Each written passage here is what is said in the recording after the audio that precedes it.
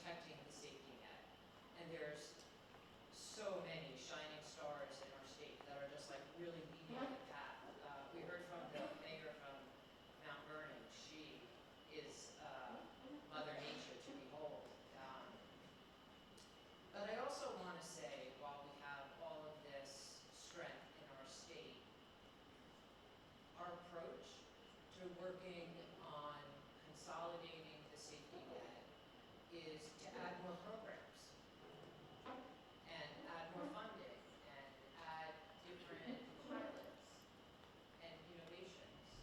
And what's happening is that the space is becoming very crowded. And I understand, of course, that not every community has rich resources, but I'm talking about the system at more of a macro level. And so when I'm thinking about the safety net, what worries me is that we've created a very crowded space that includes more fragmentation and less accountability for the people that we're all very much committed to. And I throw that out there in light of all the other things that are going on in our external environment around the Medicaid cuts, etc. But so having said that piece, Zach, what's keeping you up at night related to that? Thanks, Pam. What keeps me up at night, quite honestly, is the lack of political will in this country to adequately invest in the social safety net and education. We have a huge disconnect between our politics and our economics since about 2000, when really the larger political project became about protecting capital interests as opposed to the interests of labor and the interests of non-working people. Those folks who are not business owners or invested in the market or owners of property is the majority of Americans, but all of the political project has been organized around protecting our capital. And what that means is that we're divided on both sides, by both sides of the aisle, and we've been unable to come together for our most pressing priorities, which are having an adequate social safety net and an adequate education system. What does that have to do with social care, health care, public health? Well, it has everything to do with it, because we have programs at Public Health Solutions like WIC and SNAP, health insurance navigation, maternal and child health, that have been pretty much flat funded federally for decades. And the only new investment is through health care. What is the economic imperative? Improving the bottom line for insurance and reducing costs of care. So whether or not you have access to a meal, whether or not you have access to housing, whether or not you have access to transportation is increasingly going to depend on that economic imperative. How costly you are to healthcare. And while I run a social care network, which is doing incredible work, we are really reducing many of the trade-offs that people make when it comes to their health. We are reducing the cost of care. We are connecting people to the resources that they need so that they can focus on preventive care, manage their chronic conditions, stay out of the emergency room. It is not an inclusive model. It is new resources for folks who are on managed care. It leaves out fee-for-service. It leaves out the uninsured, many of the most vulnerable. So that's what keeps me up at night. Elizabeth, sure. I think I'm a perfect follow-up to you, coming from the payer space.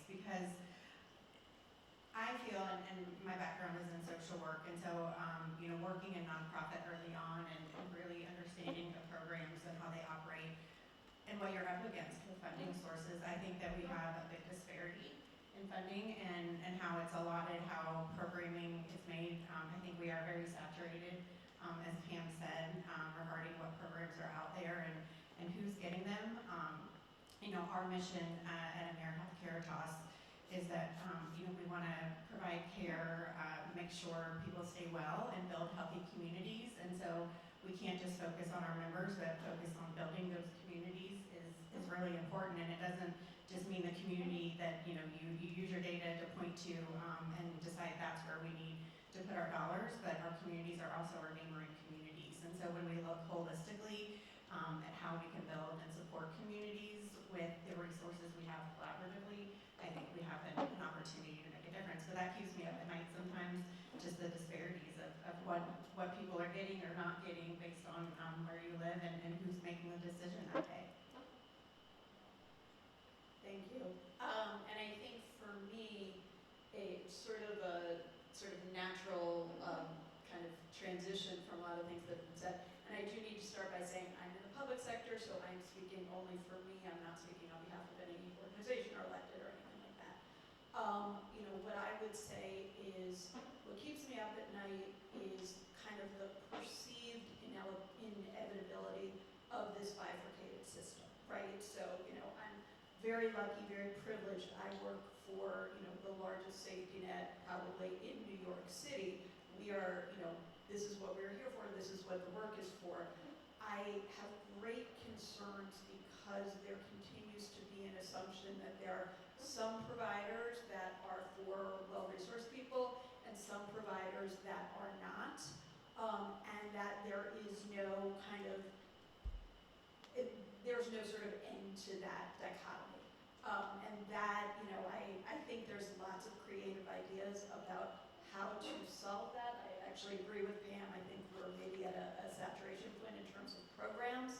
But I think overall that mindset of like, this is just the way things are, kind of deal with it, so to speak, that is the piece that personally for me keeps me up at night. And Celina. Hi, Celina, welcome. Hi, can you hear me? We can. Wonderful. I was having some audio issues earlier and I wasn't able to join for the first part, but what keeps me up at night, pretty much echoing what everyone has to say here on the stage thus far. I think that there are a lot of ambiguities with the change and really working hard to prepare. And one thing that keeps me up is with regards to being able to keep up with the demands and being able to leverage the most efficient processes and applications and workflows that we have available to us. So I think that's the thing that I'm always thinking about with that regard. And so what we're going to do now is Pam and I are going to sort of trade off directing questions to our colleagues. Doesn't mean people can't jump in, but we're trying to kind of keep it organized. So the next follow-up of all of those sort of, nightmares, maybe literal, is of all of that, what is your number one priority? And I'm going to start with Pam and Zach, please. I'm debating, I have two. But I think they're interrelated. I'm going to go back to what I heard this morning. My number one priority is make the call, which is what I heard Andy say, that when the ACA came out and the system was broken, he thought to make the call. And he was the only one to make the call. And that was really inspiring to me, that one person who made the call changed the system. And I'm promising that I'm going to make a bunch of calls. That's my number one priority because of two other things. One is we've lapsed into expecting, or we've surrendered the decision-making and the policy to government and others at the top. And that has become problematic because the decisions are made way outside of how care is delivered locally. And the other thing that makes this a number one priority is we are not fully engaging the people we serve on our side of the table. They're not in the decisions. I heard, be brief, I heard a conversation about AI, and there was discussion about, well, our clients are going to be uncomfortable, and how are we going to work on data privacy? Not one person said, let's bring them to the table and talk about this. Let's educate the people we serve with as much information as we have. And I think earlier, the conversation also with Andy was about AI evidence, where everyone has access to the information. And so for that, that is really not only keeping me up at night, but also my number one priority. And mine is ensuring the people that we serve, and that along that same vein, the people that we serve are the stewards of these new healthcare investments that are targeted towards addressing unmet social needs. If we are headed to an era of Medicaid rate adjustment on the basis of social needs, in other words, like with a chronic clinical condition, you might get a higher rate as a plan if someone has a clinical condition, but there are clear guidelines and practices about what must be provided to a patient if they have that clinical condition. If you get a higher premium because someone has diabetes, you have to pay for insulin. You have to pay for blood glucose monitoring. And when it comes to social care, we do not today have those practices, requirements, and guidelines in place. Yet, the policy is going in that direction. So we need to have our members talk about what the services we have provided to address their social needs have allowed them to do in terms of attending preventive care and managing their chronic condition, where the value has been for them, and that needs to be then translated into the requirements for this new economic model.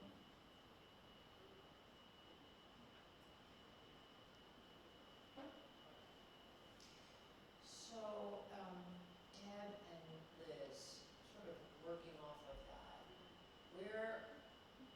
where do you see the current silos or duplication increasing the vulnerability or the fragility of our safety net system? We talk a lot about it, but where do you see that? Liz, you want to start off? Yeah, again, I think that there's a lot of great technology coming out. I think that health plans have lots of great programs and solutions coming out, but when you have multiple payers in a state and you have a CBO that has limited staffing resources, having multiple programs, multiple processes, multiple platforms to coordinate everything for the member is difficult and confusing. It's confusing for us just to sometimes learn one system and how to get our care managers to use that system to do what we need for community work and serving our members. And so you can imagine sitting on the other side as a CBO with multiple systems and trying to figure that out. I think from a healthcare provider perspective, I would sort of echo that in a different space, which is with all of these programs, some are great, some are wonderful, I think most are very well intentioned, it does create more of an administrative burden on providers, and if our goal is ultimately to care for our patients, that's why we exist. I do worry about all of the necessary rules that are sometimes layered on top of each other, and I've seen, can take at least my staff, the non-clinical staff, and sort of devote time and resources to that. And then kind of echoing Liz, those silos, what I really worry about is how those silos create confusion for the people that we're trying to serve, right? And that goes back to sort of what I said before. If we're we're not doing it well, and we're not doing it well because of things that are being imposed on us, well then doesn't that reinforce, safety net providers can't do this, safety net providers are, not living up to what their promise is. I can assure you, we are living up to it, but we really are being confronted with a lot of new requirements that will take up space. Lena, Kaiser has walked this journey, and you probably have some terrific lessons learned to share with us, but we're lamenting so many of the barriers and the challenges. Shine a light for us a little bit from California. I love the way that you framed that question. I would say that Kaiser Permanente's biggest lesson is that the integrative care model really works when there's a combination of accountability, structure, and then of course AI and other systems through the electronic health record. So the focus on total health, we've really worked to integrate all of those things together in a shared model. But I think what is really successful for Kaiser Permanente is that we really look to our multidisciplinary teams.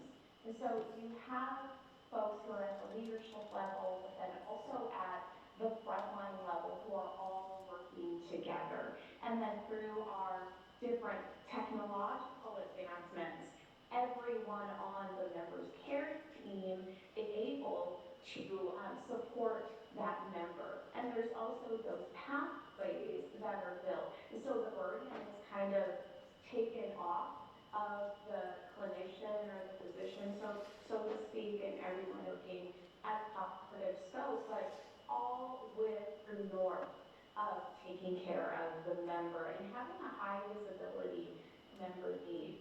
I think another benefit of having an integrated system and having the various multidisciplinary teams is that you can really work with them, identify successes within existing pathways. It was mentioned earlier about hardwiring new workflows or engaging teams to do different or do more based on our requirements, what's needed by our member population. But I think that in terms of scaling success, really working with those teams and seeing what innovations can we use that's already sort of there, that we can just shift a little bit to get those outcomes for our members.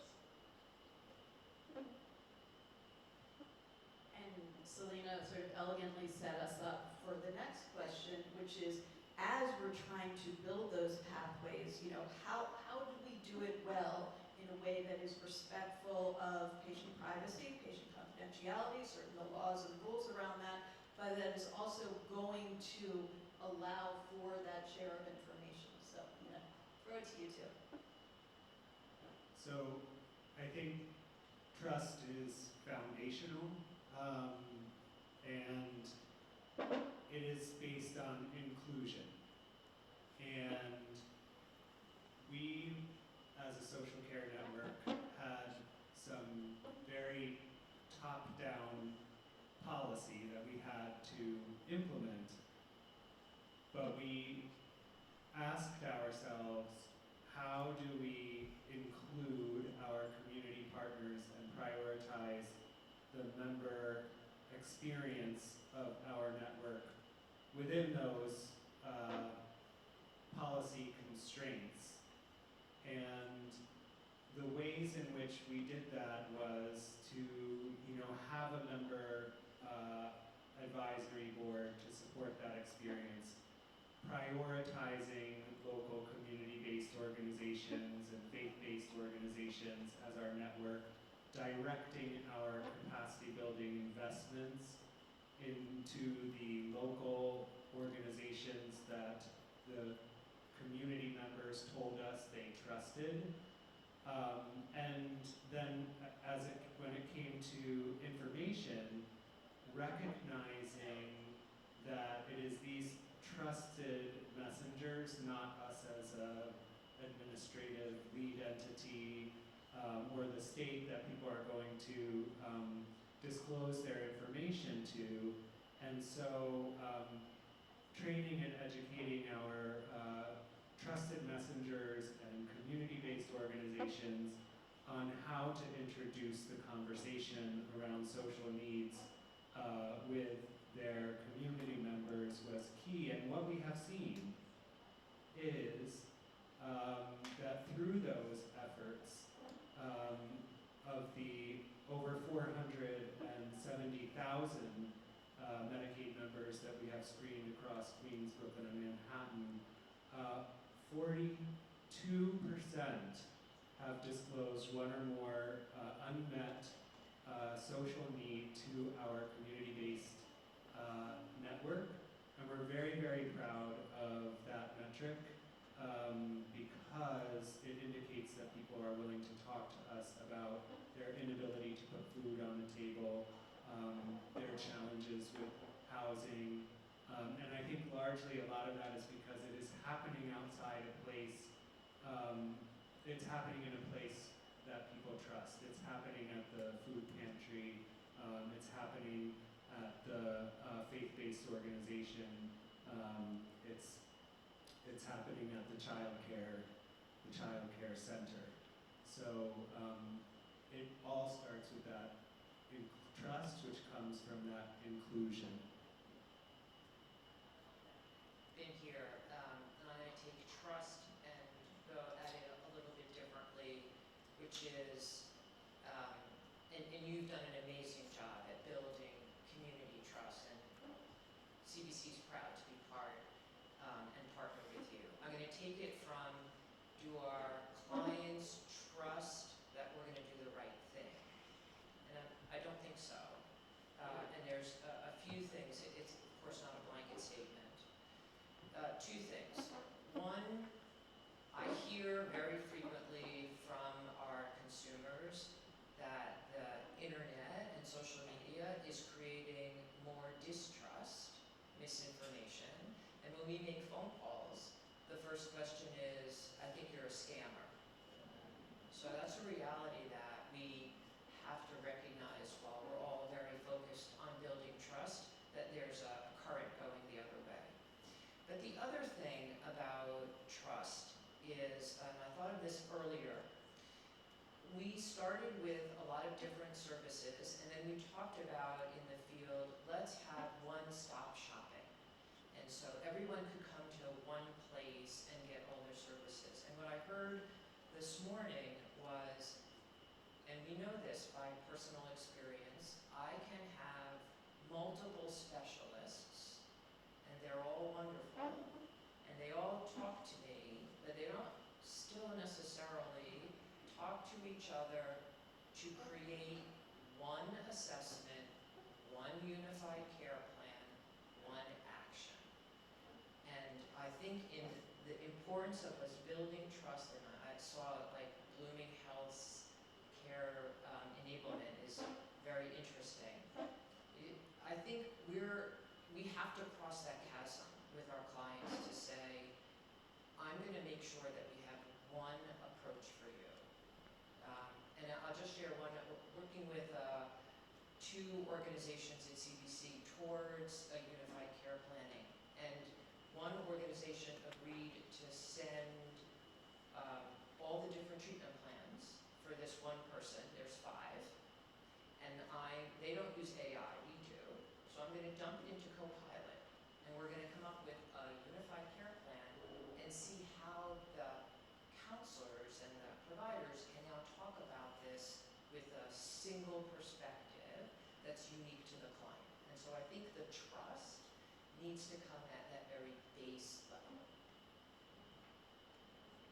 Jump in and add one thing, the clinician in me. She's going rogue. Yeah, I can't stay quiet with something like that, just to say that it really is the right way to give care to, because these are personal traumatic needs oftentimes that our clients and members have. And so having to repeat yourself, what's going on in your life, what, negative things, positive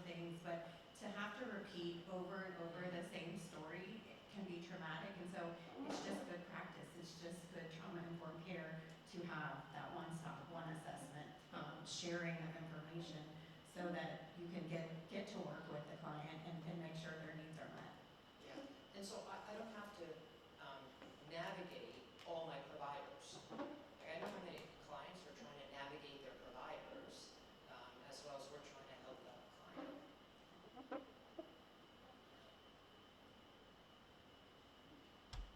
Oh, this is back to me. I'm so lost in my thinking. Liz and Deb, if I come back to you then, let's stay at this sort of macro level. What are the shared priorities in all of these systems that we're talking about? Plans, hospitals, providers, where's our common ground? Those that we serve, the members that we serve have to come first. Our priorities can be our priorities, but we have to make them meet the member needs, and I think that that's where we see some fragmentation oftentimes. I'll take it from kind of my standpoint from the quality view that we have accreditations and we have requirements, but those are requirements for us, not for the community-based organization. So when we walk in wanting to partner, wanting to move the needle on a need, because it's going to meet a metric for us, and it is the right thing to do, but oftentimes our regulations, our requirements are not the same as the community-based organizations, and so we have to put that member first because that's always where we're going to find that solution that works for all. And I'm sort of willing to stipulate, I guess, that all of the kind of actors in this ecosystem do share these priorities, right? And I think it may be for different motivations, right? It might be about reducing the cost of care, which, I would argue is not a bad thing. It may be for a lot of reasons, but I think back to trust, I think we as leaders in this space, as people who execute in this space, also need to trust each other, right? So the assumption that one part of this ecosystem, is the bad actor, other parts are the good actors, we can think what we want alone at night, but that is not going to be helping our patients, that's not going to be helping our clients and communities. And so coming together, I think it's fine that maybe we're all doing the same thing for different reasons. Like that's life, that's the way things work. But I do think there needs to be that ongoing trust and respect for all sectors of the community, kind of no matter who you are, I guess I should say ecosystem, because I really do think about the provision of care as this ecosystem, and people are playing different roles in it. And I think the other part of this question that we talked about is sort of leveraging this, common purpose for advocacy. And I will say, I'm responsible for advocacy for my organization, and I've done this for a while.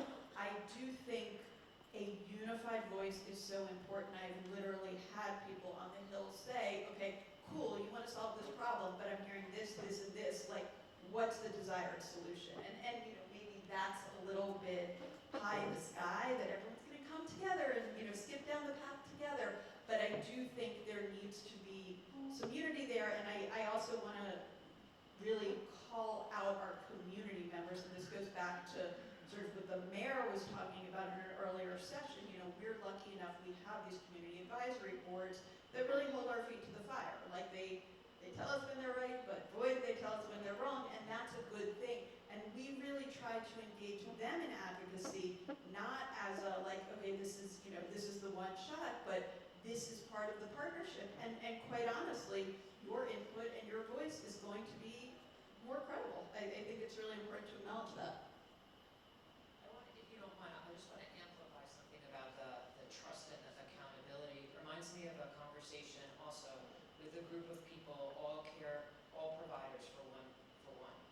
And we were talking about, so who is going to be the one person to interact with the hospital on behalf of the client? So the hospital doesn't have to call 5 people, and 5 people don't have to call the hospital. And they had a super hard time with it, and we posed the question, what will it take for you to trust your colleague that they will take on that task for you? And that, I get goosebumps because it shifted the conversation. We talk about about trust as if it's an easy commodity. But even with the people we work with, I don't really trust that we're gonna follow through for me. And I'm gonna go rogue now. I think that's a really important point. And I will say, one of the sectors that we are very lucky to partner with is private philanthropy. And so we've been working with private philanthropy to create that one, single point of contact for our patients who are unhoused, right? Working with the CBOs that provide shelter and care for them. And it's just, I am going a little bit off script, but I think that is such a salient point. And it seems like it should be easy, and it is not easy. This is also where we all come together. And because what we hear from our members is, I'm confused about who's responsible for what. One person screened me, but then a different organization followed up, and then I was referred to this other place, and I don't know where to turn. And I think this is a unifying agenda for all of us across sectors, and I also think it's an area very promising for the introduction of technology. One of the things that we're so excited about with Blooming Health is the opportunity to have more automated, proactive communication with our members about where they are in the process. Kind of like who has what's going to happen next. And so, there's sort of two related questions that I think we want to talk about is, one, what does the that strong continuity, like what does that actually look like? And then I think we'll get to the technology piece. So, Celina, I want to start with you. We've talked a lot about your integrated network. What are you seeing that's working right in terms of that continuity with folks that are outside of your organization? I will say that one of our biggest successes, and I heard it echoed so many times here on the stage, about accountability. So my organization really does take accountability for the and bringing our community providers and bringing everyone together who is supporting each member and having conversations, having reports. I think data is really important to building those bridges to, and really looking at where are our opportunities, where are we doing really well at. So I think the communication piece is really important, bringing everyone together, having the data to reinforce. First, we get data, our AI systems that are used across, and also having those between all of the different competitors along with worked incredibly well. And also to getting the feedback from the members. So I also heard, oh no. All right, we are going to assume that there are brilliant people back there that are going to help us fix this. And then Zach, were you the second part of this question? The stronger coordination across sectors, how does that actually look? Elizabeth, yes. Celina's back. I lost audio again. I think if you all can see, I can't hear you. I'm sorry. Oh no. Can you hear me? I think the Zoom actually. All right, someone needs to build an app immediately.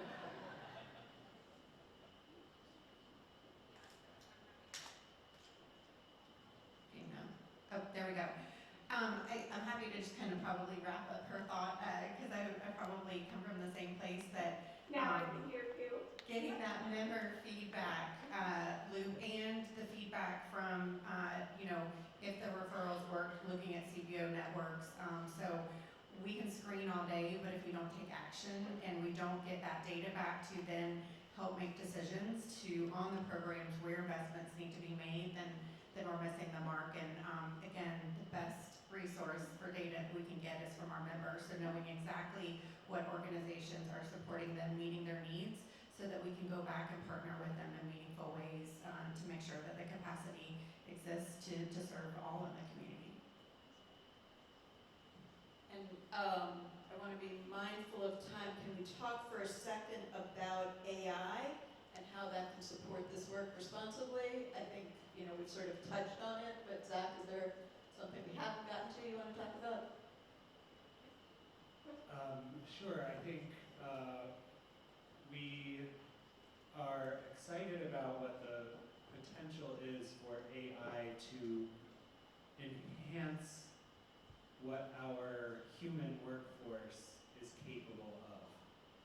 So I'm really excited about, we have data on 2 million Medicaid members, and now we have screening data, as I mentioned before, on 470,000 members. We have eligibility data on sort of what those folks are most likely to be eligible for. And what AI can do is make the process of surfacing the right information at the right time much for the social care navigators who do the work directly with members to be the most effective that they can be in their outreach, the most informed they can be upfront, the reduction of redundancy because the data can kind of tell them, remind them, this is the person's clinical profile, this is the person's social profile, so that they are more informed, more trusted, and giving less of a fragmented experience. I mean, those are all of the potential benefits I think that we see for artificial intelligence. Yeah, I have heard myself say over the past year or two, the behavioral health field must not be left behind. And the behavioral health field has been left behind on several different points. We weren't part of meaningful use. We're not really part of Epic because it's too expensive, although it's amazing. And in this case, we can't be left behind on AI. I loved earlier Andy saying that AI is for us. And I still hear colleagues say, I can't trust AI. And I remember saying to this one person, well, I remember wanting to use a calculator in 5th grade, and my parents said, don't use it, you won't know how to do math. I can't do math now without my calculator. I think that's how we're going to think about AI, is that it's really part of the fabric of the way that we work. And so, my call to action to the behavioral health field is, get on board. All right, I'm going to wrap up with a really easy question, which is, what is your number one priority in changing policy, partnerships, or practice that would make the biggest difference? Celina, we want to start with you.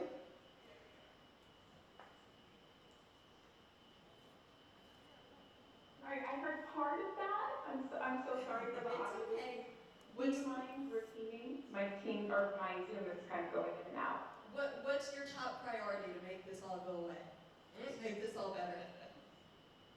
So, not to just really hard and beat the drum about AI, but honestly, it's such a huge opportunity. And not to repeat anyone here on the stage, but it really will take away that fragmentation.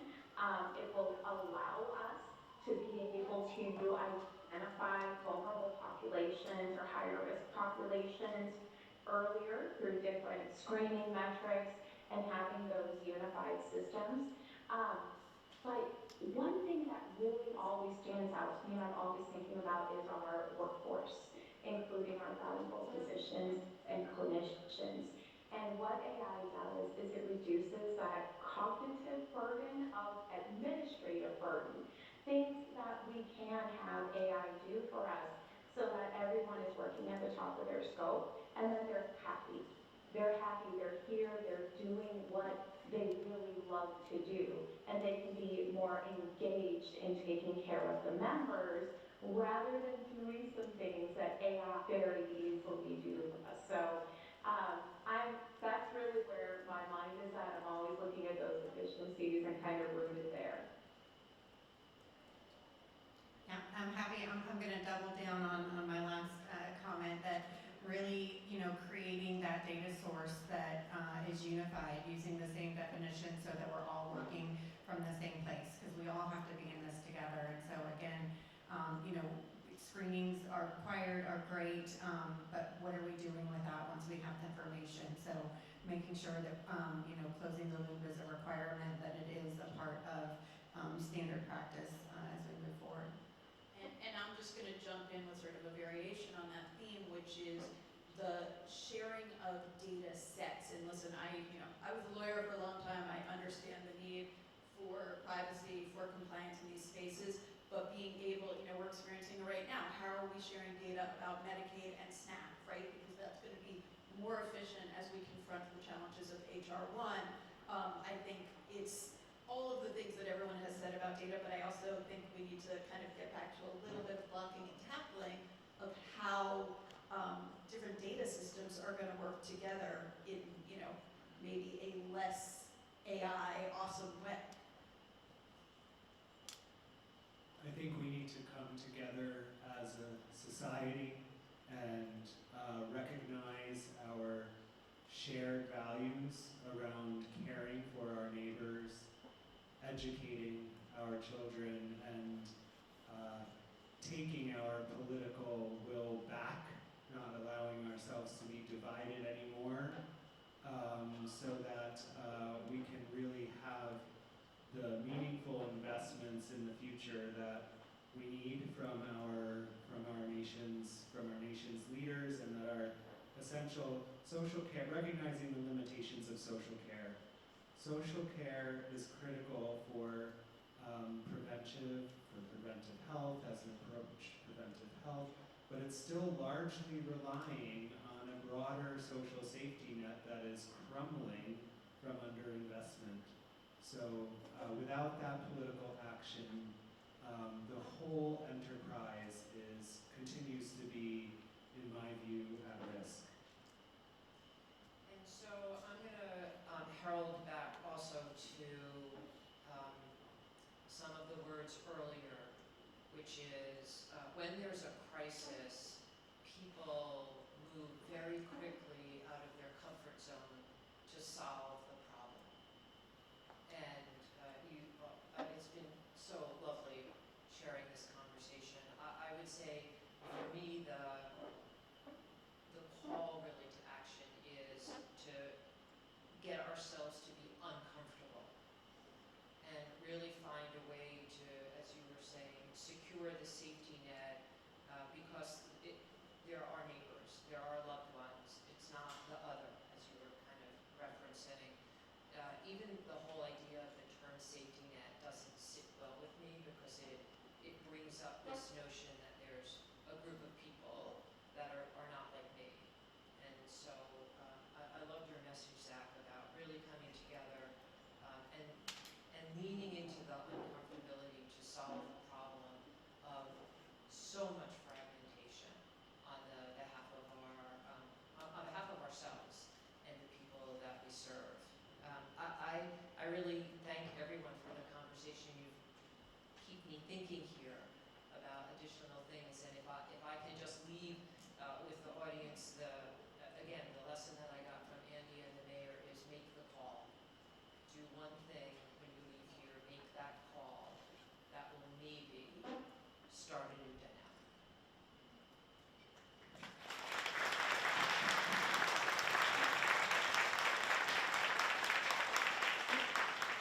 Thank you all so much. Please, one more time for our crew, Celina, Deborah, Elizabeth, Zachariah, and Pamela. Thank you all so much. That is lunch, everybody. Please join us in the front room for lunch, and come back and join us at 1 p.m. sharp for a very special fireside chat with Dr. Hassan and Dr. Chelsea Clinton.